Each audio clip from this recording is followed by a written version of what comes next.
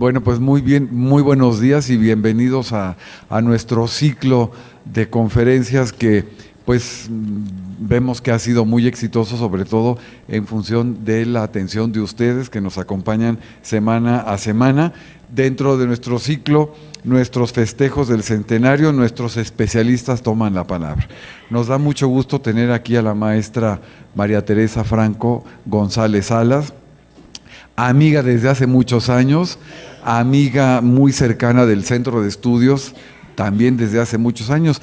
La primera vez que yo vine al Centro de Estudios de Historia de México, Carso, entonces Condumex, que fue en esta misma sede, vine precisamente por invitación de la maestra María Teresa Franco.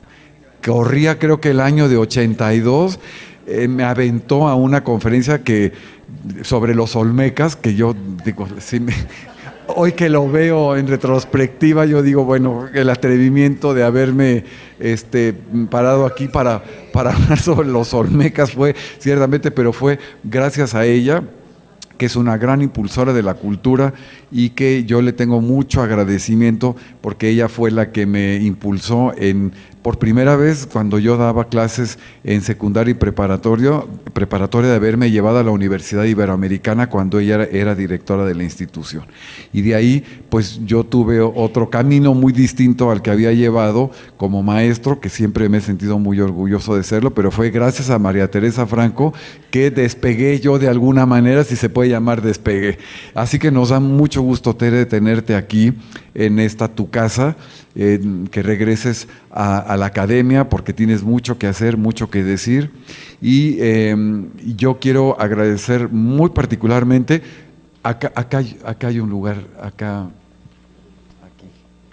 directamente, ¿verdad? Bueno, pues sí, es su mamá, así que muy bienvenida, señora, muy bienvenida. Yo quiero agradecer muy especialmente la presencia de los militares en México, con la presencia aquí del capitán y de su acompañante, que nos sentimos muy orgullosos de que estén aquí. Y claro, como la conferencia es el Ejército Federal, bueno, pues yo les dije, pues tienen que quedarse aquí a la conferencia porque ustedes, ¿quién mejor que ustedes para escuchar esta conferencia? Bueno, pues yo no quiero alargar más. La maestra Teresa Franco es muy conocida, sobre todo tanto por su trabajo en el sector público como en el privado. Ella fue directora general del Instituto Nacional de Antropología e Historia, entre otros muchos cargos, y una gran conversadora y una gran historiadora que la invitamos a que continúe con sus investigaciones. Tere, muchas gracias.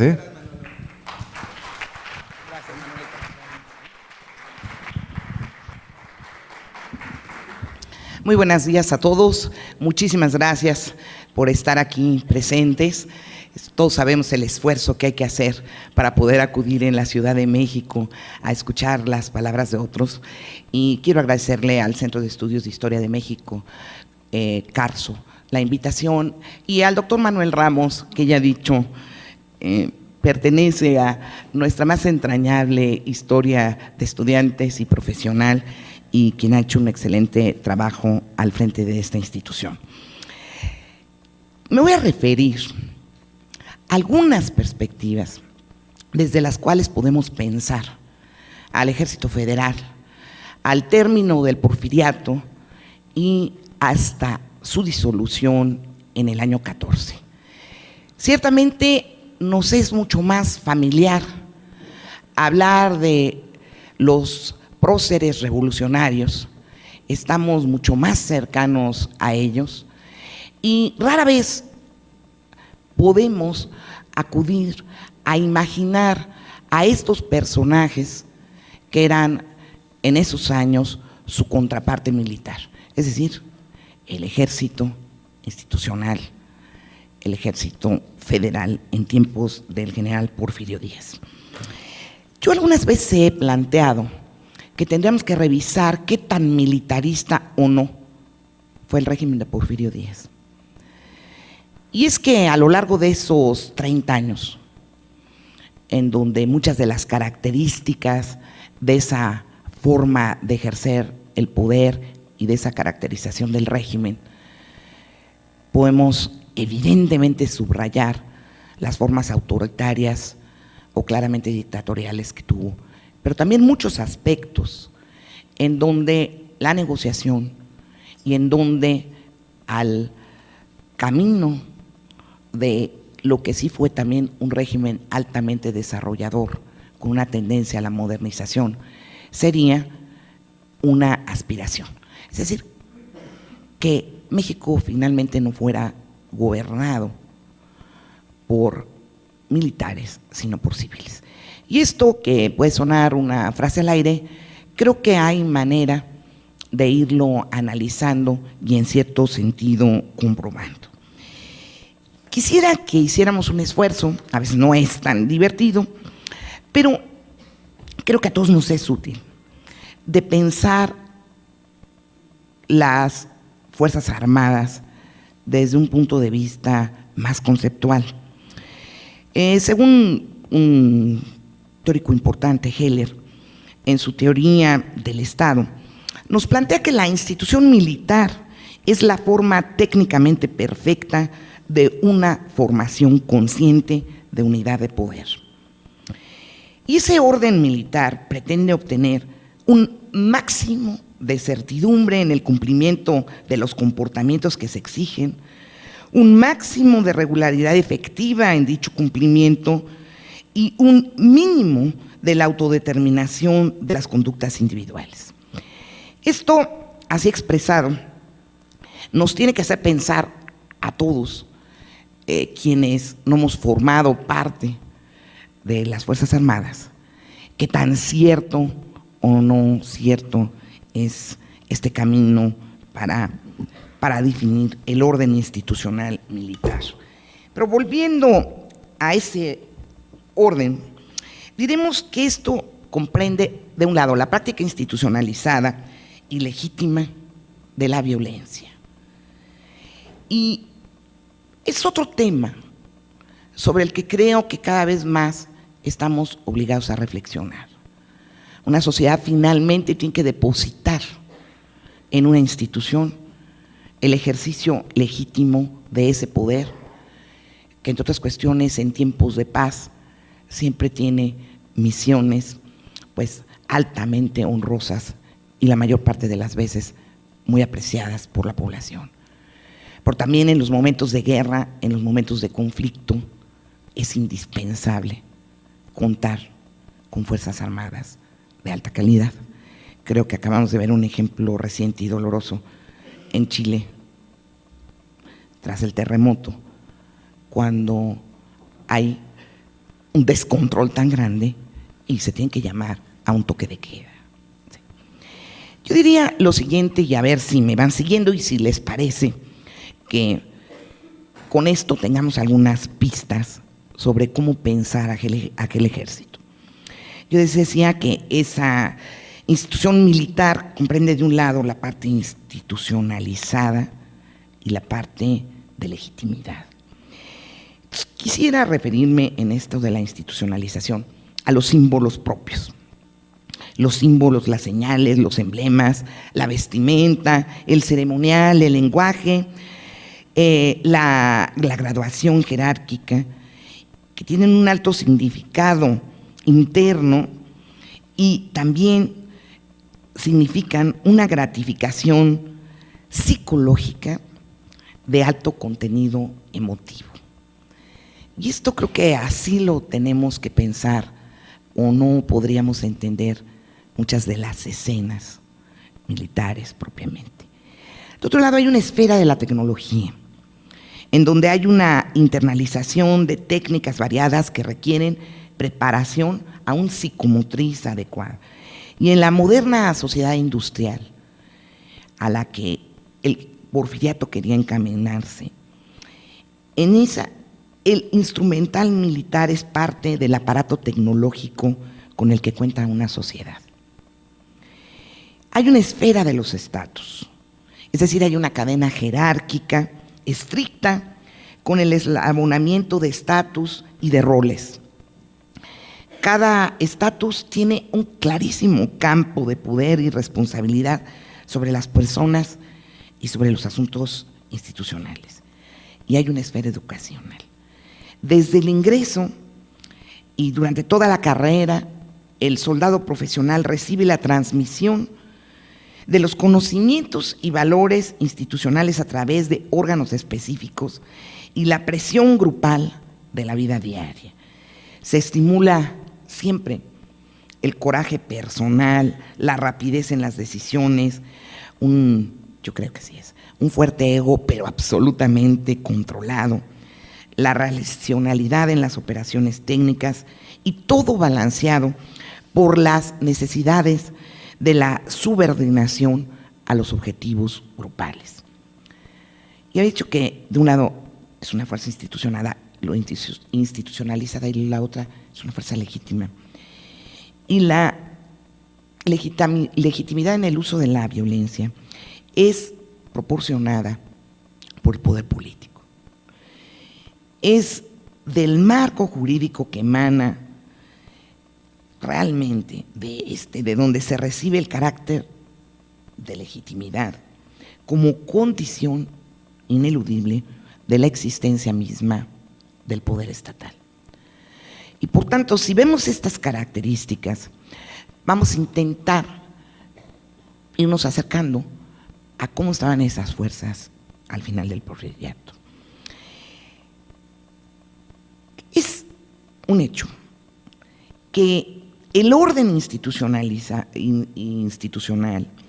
puede correlacionarse siempre con el grado de desarrollo de la nación a la que esas Fuerzas Armadas pertenecen. Y en los aparatos que son altamente industrializados y desarrollados, hay normalmente una orientación a la política exterior y a la defensa de la comunidad de los peligros del exterior. Y en los de desarrollo muy escaso, hay una orientación siempre hacia adentro. Yo creo que podríamos caracterizarnos al final del porfiriato en esas sociedades intermedias de desarrollo parcial y asimétrico. Y las Fuerzas Armadas son un ingrediente sustancial para el manejo de los problemas del cambio social.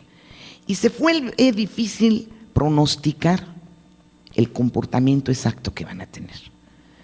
Y esto es un asunto nodal para la que voy a intentar hacer un retrato y ver si se acomoda esta aseveración a lo que sucedió. Es decir, no es fácil pronosticar cómo se van a comportar. Oscilan entre el mantenimiento del statu quo y las reformas progresistas, compartiendo la indecisión política que caracteriza a buena parte de esas sociedades. Y ustedes imaginen ese momento, por poner uno solo, en el cual de pronto, después de una derrota en Ciudad Juárez al Ejército Federal, el general Díaz, ante el examen de todo lo que está sucediendo en la sociedad mexicana, no únicamente desde el punto de vista militar, decide renunciar y reconocer en el texto en el que se despide del poder, después de 30 años de ejercicio que se trata de una revolución. Es un momento en que la sociedad queda comprometida con un ignoto, es decir, no se sabe a partir de ahí qué viene. Y esto que les decía de la oscilación de la sociedad se refleja en las Fuerzas Armadas. Les decía que, claro, el porfiriato fue modernizador en muchos campos y con los costos sociales que todo intento de modernización sin una base altamente democrática tiene. Pero no lo fue totalmente en materia militar. Entre muchísimos aspectos que podríamos mencionar, no se cambió la base del reclutamiento, que tantas veces se ha señalado. Es decir, la mayor parte de las tropas del Ejército Federal provenían de la leva, Y no obstante, había habido una transformación en la formación de los oficiales de alto rango y se podría decir que el Colegio Militar fue y es una institución emblemática por la seriedad de sus estudios. Voy a volver al colegio, pero van ustedes a ver qué enfoque tenía realmente el colegio. Podemos también fijar otros índices para caracterizar a las Fuerzas Armadas modernas. Podríamos decir que requieren alta organización y coherencia, que requieren un comando centralizado, una pirámide de autoridad, una autoridad despersonalizada en realidad, donde hay una énfasis en la disciplina, en la fácil comunicación interna, donde hay un espíritu de cuerpo fuerte, donde hay, y esto es importante, y por eso nos cuesta tanto trabajo a veces pensar, la historia propiamente militar, más allá de las batallas, para entender la Revolución Mexicana, ahora que estamos celebrando ese centenario. Nos cuesta trabajo por esto que sucede y sigue sucediendo, es decir, que hay un cierto aislamiento de la sociedad global que se busca, que es intencional en el diseño del Estado, que es una actividad de tiempo completo, como ocurre con otras profesiones, ¿no? Ese compromiso se da con absoluta totalidad y constituye un horizonte de vida en un verdadero militar. Y hay también una suerte de burocratización en el sentido, digamos, de Max Weber, que fundamenta una estructura organizacional que abarca un conjunto múltiple de funciones al servicio de la eficacia del todo. Y, desde luego, las normas de honor en el ejército quizá nos remitan a formas realmente muy antiguas y que no obstante son totalmente funcionales al rol de mando y que separan al estamento superior de la institución. Es decir, en las Fuerzas Armadas tiene que estar presente un sentimiento del honor que se articula en función de una serie de valores. Y desde luego, tiene que haber una serie de previsiones financieras permanentes. La preparación para la guerra en los estados modernos es una tarea permanente que insume una parte del presupuesto nacional. Es decir, hay que mantener al día a esos cuerpos, y no únicamente en la compra de armamentos, sino también en la formación de los mismos. Tiene que haber un estatus social diferencial y ciertamente una gran responsabilidad profesional dirigida exclusivamente hacia el Estado y hacia la sociedad. De tal suerte que cuando concebimos este conjunto de características de Fuerzas Armadas modernas y nos asomamos a lo que sucedía en 1910, vamos a ver que en realidad se trataba de un ejército pequeño. Realmente, cuando se discutió la posibilidad de que Porfirio Díaz dejara el poder, 1900, 1901, desde el 89, Porfirio Díaz, que no comprometió su decisión con la posibilidad de irse en aquel entonces, nunca planteó que la mayor figura después de él, que era el general Bernardo Reyes, asumiera la presidencia. Él hablaba de que fuera el secretario de Hacienda, José Yves Limantur, y vicepresidente Reyes. Lo que ya les plantea que el propio Porfirio Díaz imaginaba un gobierno presidido por civiles y de alguna suerte, en el caso de su elección, pensaba en un hombre que realmente había destacado en la formulación de un conjunto de trazos económicos, financieros para el país, desde la Secretaría de Hacienda. y que realmente lo que sucedía allí era que Díaz hizo un ejército que era muchísimo más pequeño que aquel que podía contarse como institucional al triunfo de la República con Benito Juárez. Y quisiera irme hacia los intentos que hubo de reorganizar al ejército, precisamente con Bernardo Reyes a la cabeza. Él planteó la creación de las segundas reservas, porque nunca se constituyó hasta que estalló la revolución y tuvo que pasar bastante tiempo para que esto se hiciera realidad, pues nunca hubo el servicio militar obligatorio. Bernardo Reyes pensó en crear las segundas reservas y el proyecto fue tan exitoso que el régimen lo vio con enorme desconfianza y esa creación de las segundas reservas fue el motivo por el que el grupo de los científicos empezó a realmente minar muy fuertemente la posibilidad de que el general Reyes se convirtiera en un candidato posible a la presidencia de la República.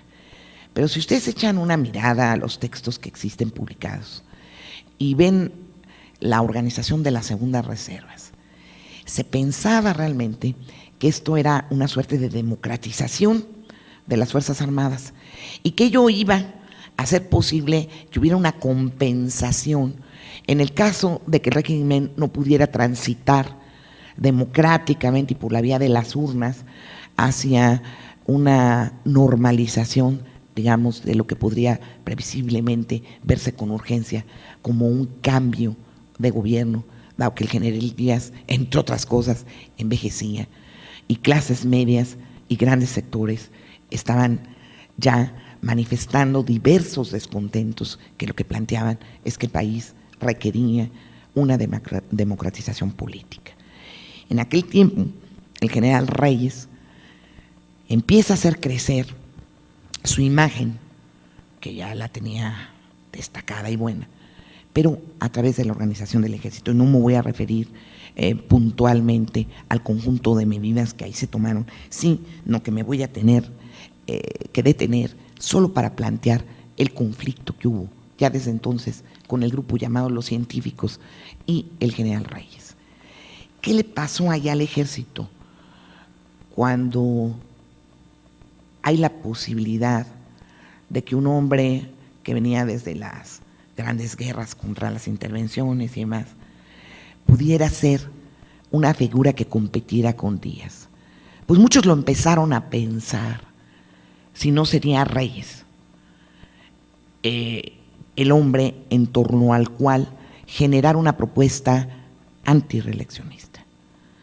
Es decir, que fuera un militar el que encabezara el curso de una serie de oposiciones. Y nosotros sabemos que el general Reyes tuvo que despedirse del ministerio, entre otras cuestiones, pues, porque había una pugna grande con Limantur. Reyes quería también una modernización en grande del armamento, es decir, quería esto que les dije al final, que caracteriza a una Fuerza Armada moderna. Quería que se expandieran los presupuestos militares. Cuando el propio general Díaz, probablemente todos los que lo rodearon en el último decenio de su gobierno, tenían la certeza de que en México no volvería a haber guerra.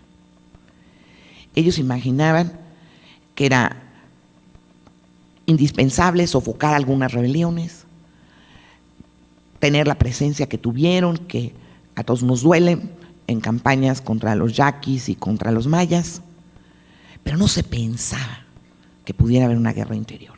Y desde luego, tampoco pensaba el general Díaz que fuésemos a ser competitivos en guerras internacionales, por lo que quería un ejército de oficialidad altamente preparada.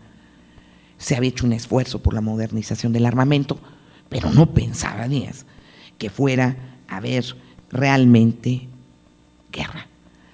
Sin embargo, la figura de Reyes cobra una vista nacional actualizada y aunque tiene que renunciar, queda allí ya la simiente del reyismo que se va a expresar clarísimamente en el año de 1908. Es decir, Francisco I. Madero, al plantearse realmente la causa de la democracia, en buena medida sostiene parte de la organización de los clubes democráticos sobre la estructura de los que se habían sumado al reyismo. Pero todos ustedes saben que finalmente el general Reyes, cuando su candidatura sube, no se decide a realmente enfrentar a Porfirio Díaz. Y aunque el general Reyes ha recibido críticas fuertes por parte de quienes muy posteriormente han estudiado estos movimientos, tendremos que entender parte de las características que antes señalé. Bernardo Reyes era una gloria de las Fuerzas Armadas. El jefe nato de esas Fuerzas Armadas era Porfirio Díaz. Y Reyes no encuentra la energía de lucha que tenía que ser civil y militar para enfrentar una candidatura que lo hacía, no lo sabemos, el mayor contrincante al final del régimen de Porfirio Díaz. Y quisiera decirles que ese reyismo tuvo muchísimas influencias que no hemos estudiado lo suficientemente. El anarquismo tuvo un lugar en las filas del Ejército Federal. Lo tuvo el socialismo. Lo tuvo un grupo grande de magonistas. Es decir, ya para el año 2, 3 del siglo XX, pero mucho más poderosamente a partir del 8. Había un trabajo en la Maestranza Nacional, en la fábrica de pólvora, en donde distintas vertientes ideológicas y revolucionarias estaban trabajando con los obreros y estaban trabajando, por ejemplo, con la Escuela Nacional de Aspirantes, que se había fundado en 1905 y que tendía a ser un puente entre la alta oficialidad y esa tropa de la que hablamos, que generalmente venía de la leva. Es decir, no nos imaginemos un ejército federal ni ningún otro que es impermeable a las preocupaciones sociales. Y mucho menos cuando había habido una verdadera efervescencia en la creación de los clubes reyistas, que habían llevado a una parte de la oficialidad y también a gran parte de quienes trabajaban en los asuntos relativos a lo militar para pensar que realmente urgía un cambio en el país.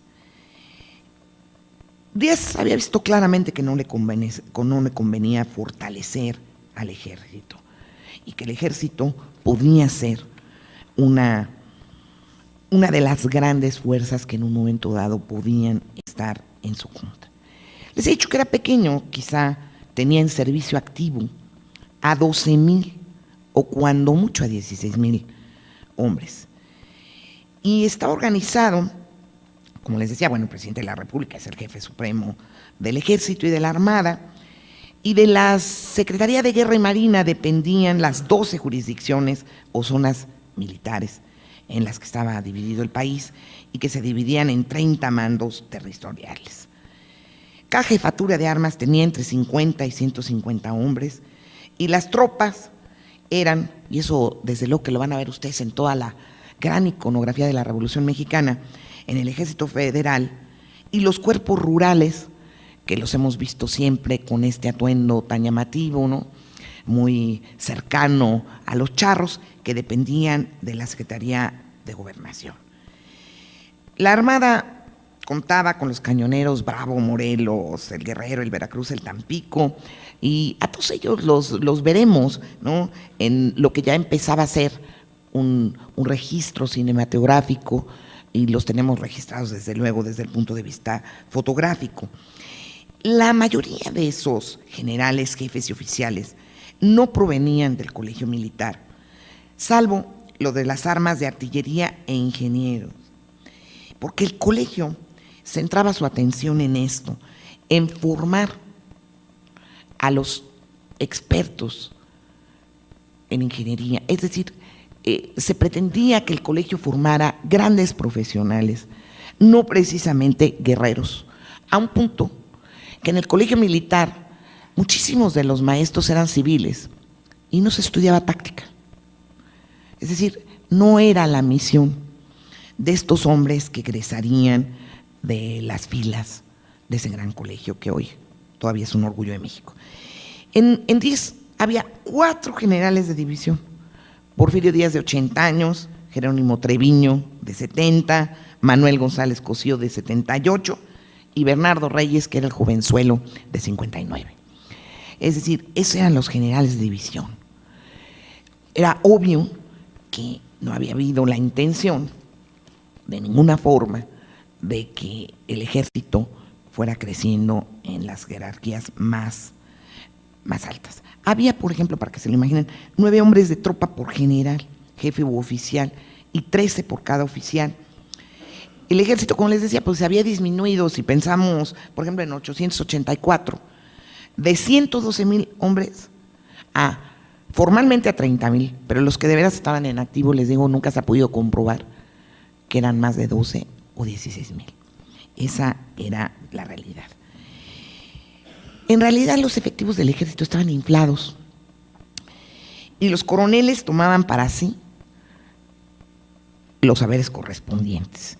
Es decir, había hasta bromas con respecto a lo que implicaba en un momento dado ser ascendido a coronel, y en un momento dado se cuenta que en una ocasión Porfirio Díaz, conocedor de que no eran tan honrados los coroneles, dijo lo siguiente: la que se va a alegrar más que nadie del ascenso de Sutano es la cabellada de su regimiento, porque va a comer, ¿no?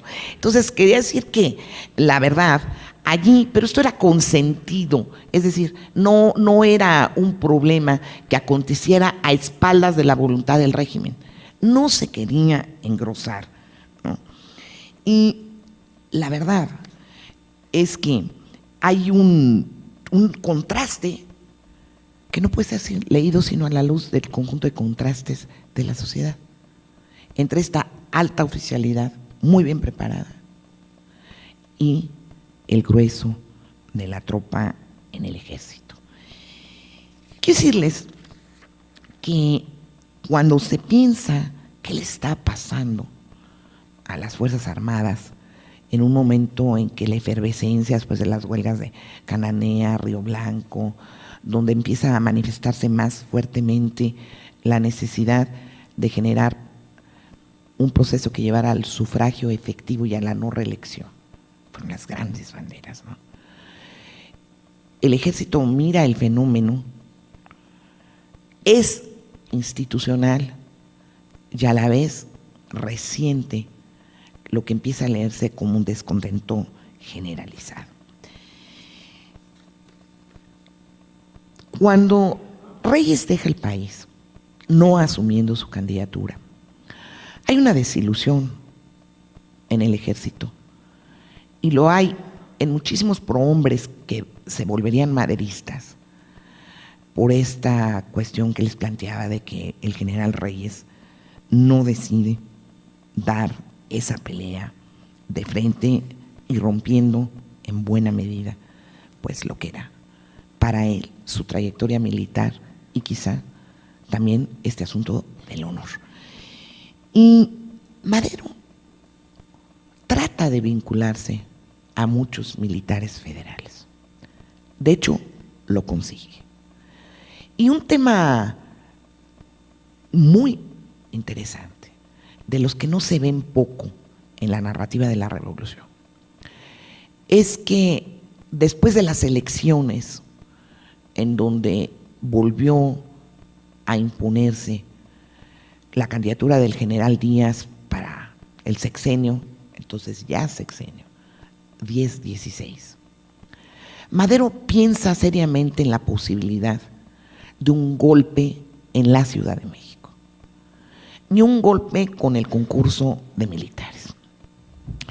Esto ciertamente es comprobable porque está documentado, pero a la vez ha sido poco analizado por esto que les planteaba dentro de la caracterización de la relación de la sociedad civil con sus ejércitos, aquí o en cualquier otro lado. Pero en ese momento era un tema secreto y muy difícil. Yo durante algunos años le estuve siguiendo la pista a este tema, de qué había pasado, con quiénes había contactado Madero. Algunos de los apuntes, digamos, de un bordado más amplio, se dejan ver cuando Madero logra escapar de San Luis Potosí y lanza el Plan de San Luis. Sabemos que estaban con él ya algunos egresados jóvenes del colegio militar, algunos de la escuela de aspirantes, y quizás así se explique también cierta redacción del Plan de San Luis y se explique también ese manifiesto que Madero con entusiasmo dirige a las Fuerzas Armadas pidiéndoles que se sumen a la revolución y que no atenten contra los intereses populares. Pero Madero en realidad se estaba enfrentando a un ejército profesional. Y ese es uno de los grandes temas. El ejército federal no actuó como cuerpo de manera traidora. Esto lo tenemos que ver con crudeza, con capacidad crítica y con documentación. Y pondría en un lado de la mesa ese tema que ya no es muy nuevo, pero donde finalmente seguimos hablando de algo que sí sucedió, que fue el cuartelazo que termina con el gobierno, después con la vida de Madero, que encabezan generales importantes como fundamentalmente Mondragón, Félix Díaz y Bernardo Reyes como cabezas. Pero hay que ver cuál fue, y volveremos al tema, la respuesta de la mayor parte del Ejército Federal. Fue absolutamente institucional, como cuerpo. Y eso es algo que cuesta trabajo plantear con nitidez, cuesta trabajo narrar bien y cuesta trabajo integrar plenamente en la historiografía de la revolución, porque obviamente, en primer lugar, toda historia la escriben los triunfadores. Y el Ejército Federal, como ustedes saben, fue disuelto en el 14 y llegó a ser oprobioso para la mayor parte de los militares de alto rango, independientemente de si toda su hoja de servicios fuese perfecta, asumir que quedaban como los representantes muy negativos de lo que había sido el antiguo régimen. Pero me regreso a ese momento en el que Madero piensa que se puede dar un golpe en la Ciudad de México. De esto se empezó a hablar, obviamente a sotavoce, pero la preocupación del gobierno no estuvo ausente. ¿Qué posibilidades tenía realmente ese golpe? Pues uno no me puede plantear si mi tía tuviera ruedas en la historia. Sabemos que finalmente eso no fue lo que sucedió, pero que sí había ya una efervescencia, una erosión adentro de ciertos cuerpos del ejército. Yo pude rastrear cómo finalmente hay notas de periódico, las hay de periódicos extranjeros, las hay en los informes de los cónsules o de los embajadores que tenían más cercanía con la parte militar, alemanes, norteamericanos, franceses, ingleses, que registran que ha empezado a hacerse un cambio en los planteles de los militares en la Ciudad de México, que saben y se registra que ha habido ciertos fusilamientos, se habla en un momento dado de 60 cadetes. Esto se llegó a permear en notitas muy breves también en la prensa mexicana. El gobierno negaba que esto estuviera sucediendo, pero sí quiero decirles que existe la documentación donde a través de un famoso militar irregular, Cosío Robelo, se pensaba dar un golpe y que fue precisamente Gustavo Madero quien el 9 de octubre, Plan de San Luis 5 de octubre de 1910, es hecho prisionero, acusado por el general Melitón Hurtado de haberlo incitado a la rebelión. Desde ahí síganle la pista a ese nexo de Gustavo Madero que nunca ha sido muy aclarado, los muchos porqués de la manera como finalmente fue asesinado y torturado Gustavo Madero. Pero sí existe la documentación en donde Gustavo Madero estaba ya hablando con militares en la Ciudad de México y el ingeniero Alfredo Robles Domínguez era por parte de Madero el encargado de hablar con muchos de la oficialidad. Y tal vez también convenga, porque es imposible que me dedique aquí a hablarles de tantísimos nombres de federales o exfederales, de exmiembros del Colegio Militar, que estuvieron de cerca, ¿no?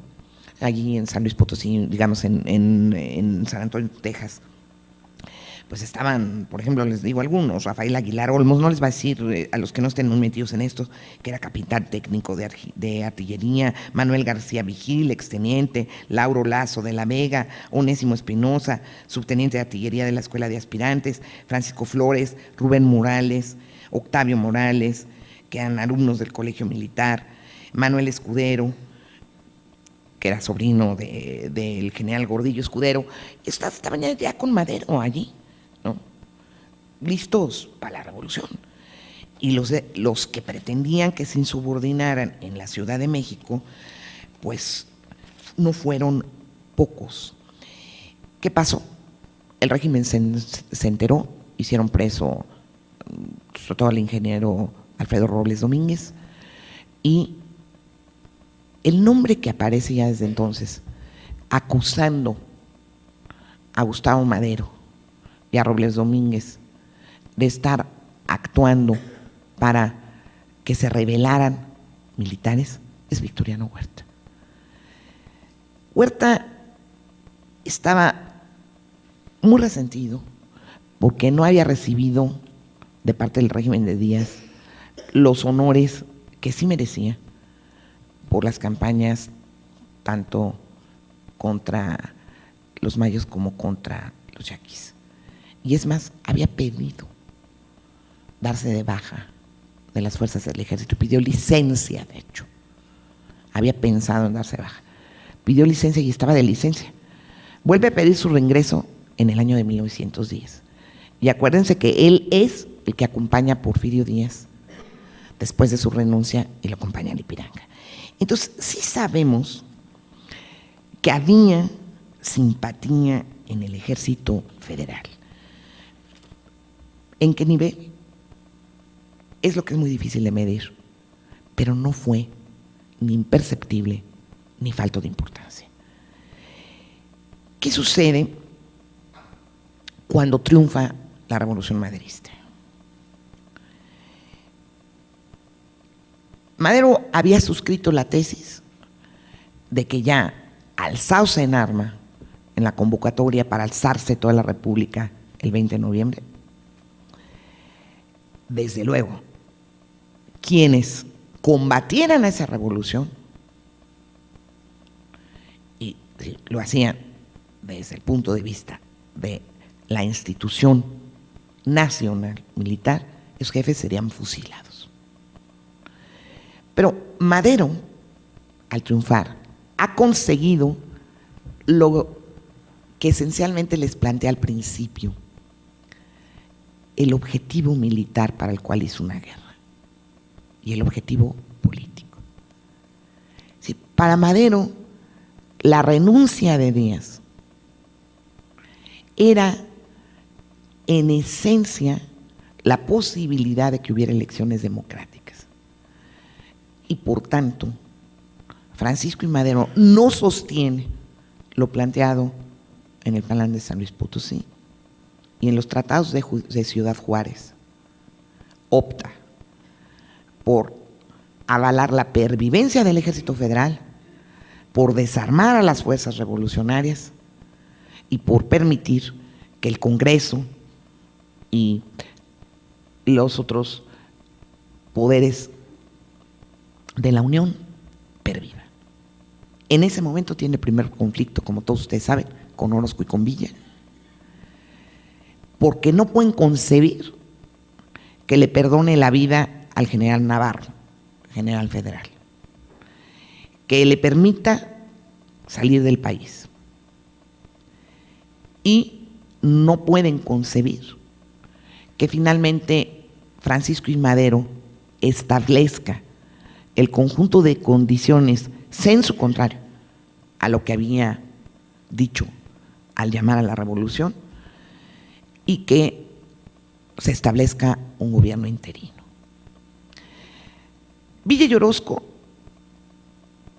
hizo todo por la conducción de Orozco, habían tomado Ciudad Juárez en el impulso final que obliga por derrota al general Navarro a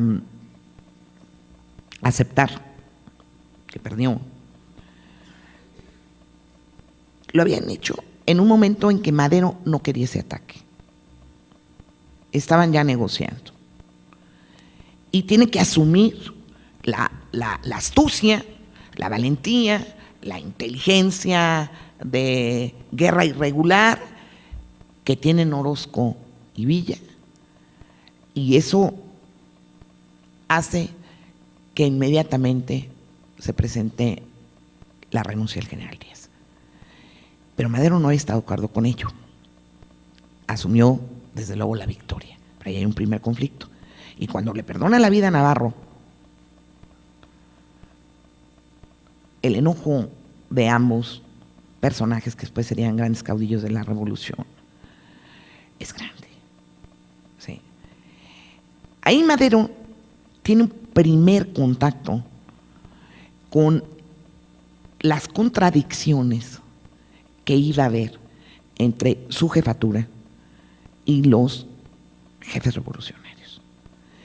Allí Carranza espeta aquella frase de revolución que tranza, revolución que se acaba. Y también genera en muchos de los maderistas un desacuerdo, no únicamente de tipo ideológico o de tipo de enunciado político, sino también una desilusión. Madero tenía que decidir.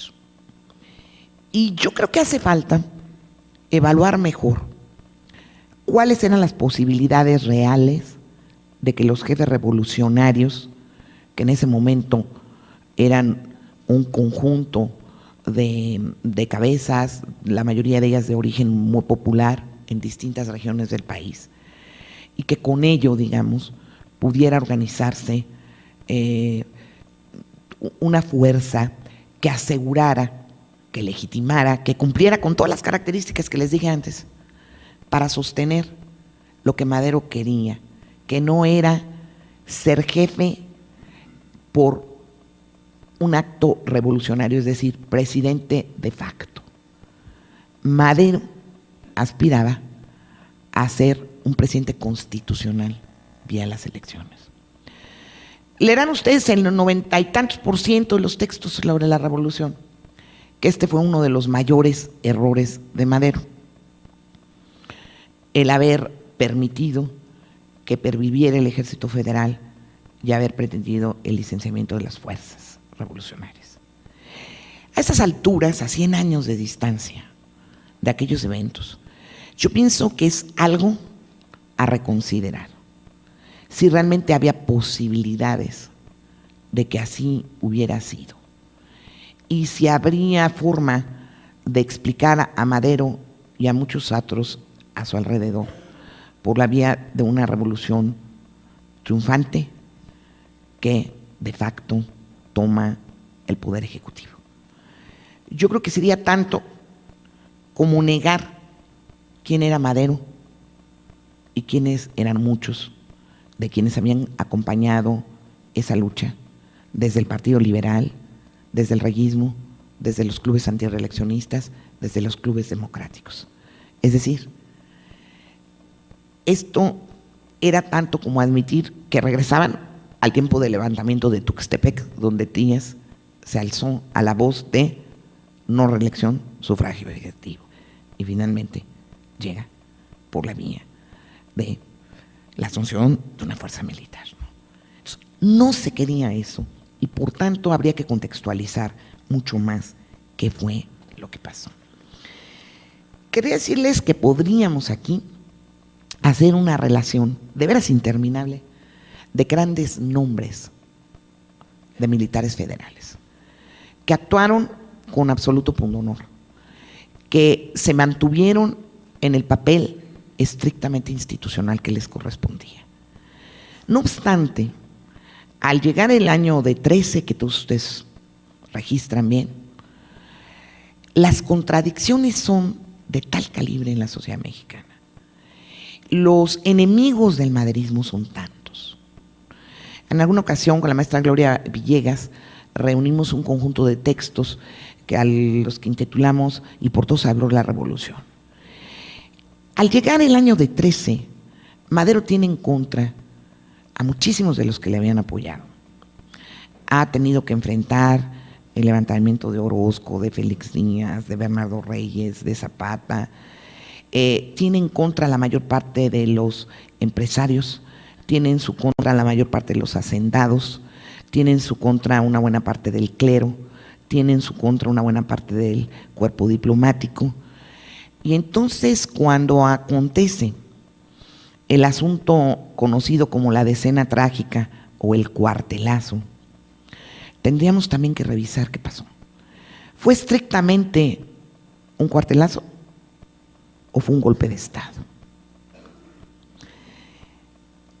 Yo quería decirles que al momento del alzamiento militar, si uno revista, la mayor parte de los jefes federales fueron leales a Madero, a un punto que, habiendo cometido Madero lo que a mi juicio sí fue el mayor error de su vida, que fue entregar su renuncia, preso, y después de tener los peores informes y las amenazas brutales sobre toda su familia. Madero era un hombre muy valiente. No obstante, tiene lo que yo llamaría así esa debilidad de presentar su renuncia, cuando ya se hablaba muchísimo de que probablemente no salvara la vida, con o sin renuncia. Pero lo que se quería, por parte de todas las fuerzas en contra que les mencioné, era otra vez que hubiera un proceso constitucional. Es decir, que Madero entregara la renuncia, que el Congreso avalara esa renuncia, que de acuerdo a las disposiciones constitucionales se nombrara para ocupar el sitio del presidente renunciante al secretario de Gobernación, y que éste inmediatamente renunciara a favor de Victoriano Huerta.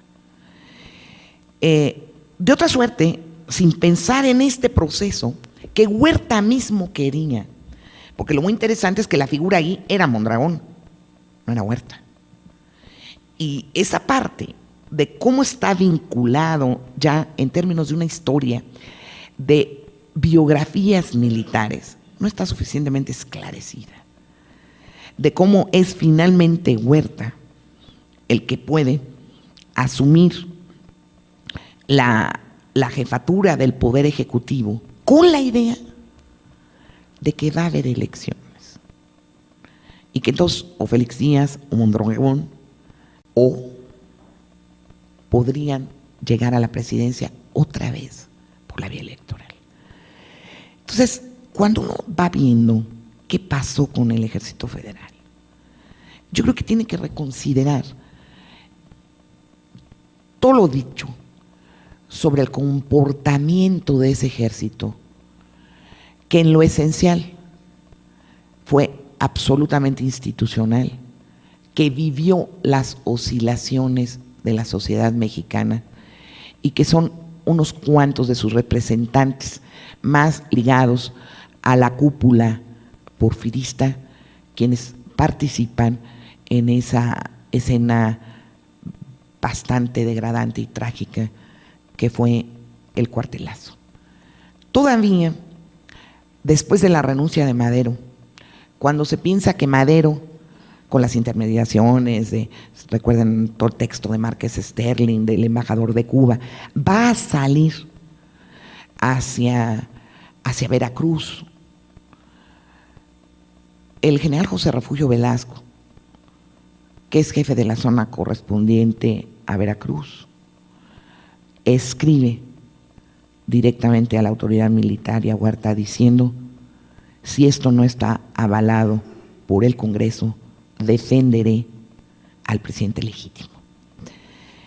Y pruebas de institucionalidad, de honorabilidad, de saber cuál era su papel, de acuerdo a todos los elementos que les describía al principio, hubo muchísimos.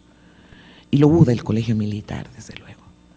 No podemos dejar de tener en la imaginería de la Revolución ese 9 de febrero en que Madero baja acompañado por los cadetes del colegio, pero en donde, independientemente de todo el complot organizado por figuras muy importantes como Félix Díaz, como Mondragón, ha logrado el ejército federal, tomar el control del palacio. Y lo que se encuentran ahí es al viejo Remington, absolutamente leal a las fuerzas del gobierno, que es herido allí, y es por ello que Huerta tiene la oportunidad de, mediante otro error de Madero, ser nombrado comandante de las fuerzas y la defensa de la plaza de la Ciudad de México. Pero si miran al conjunto de la oficialidad federal, tendríamos que hacer un retrato muy distinto al que aparece en las historias de la Revolución. Yo creo que sobre todo el reexaminar esto, más allá de las épicas que podemos narrar, nos tiene que hacer conscientes de un impulso que creo que México ha tenido desde finales del siglo XIX. Pese a la etapa armada de la Revolución y pese a los años de tanto caudillo, de tanto general hecho en las filas de la Revolución, no generales formados en altos colegios, que participaron en algunos casos con enormes aciertos y en otros casos representando lo que se llama la formación de nuevas figuras militares a partir de guerras civiles. Pero que finalmente el país tiende nuevamente a ser un país no militarista, a generar unas fuerzas armadas como las emanadas en los años 20 de ese movimiento social poderosísimo, que no han pretendido tomar el poder. Yo pienso que esto es un asunto no únicamente fruto de la propia Revolución Mexicana, como una de las condiciones de generar un nuevo ejército altamente democratizador, en el sentido de que no se piensa como en Argentina u otros países, el que esa oficialidad provenga de las altas capas sociales.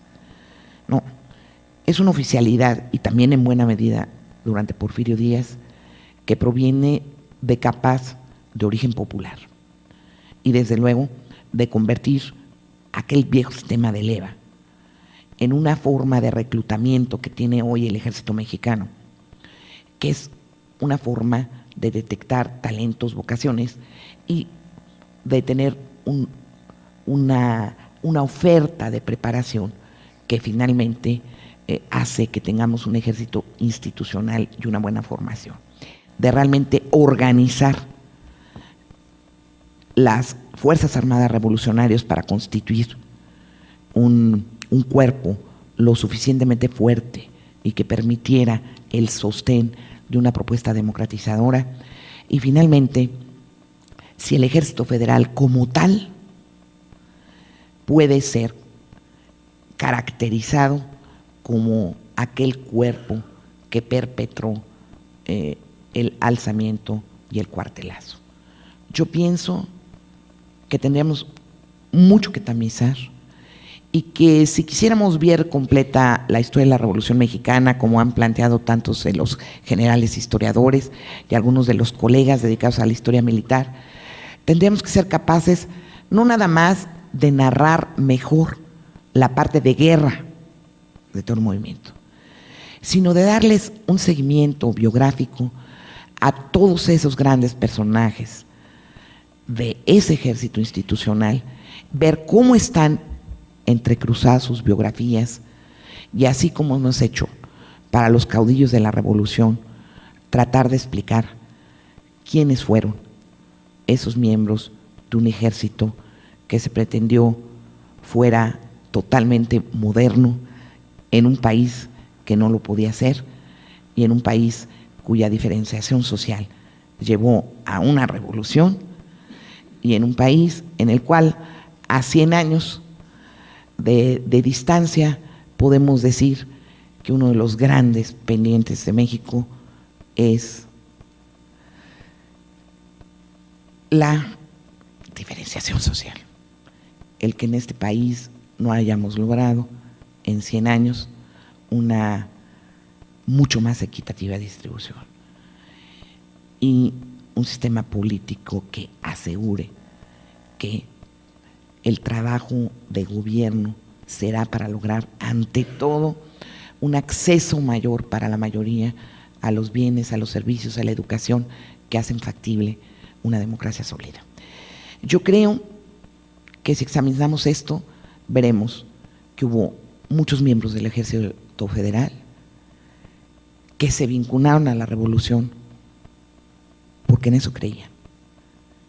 Y además, porque el régimen porfiriano mismo habría creado un colegio militar en el que era mucho más importante la sociología que las artes de la guerra.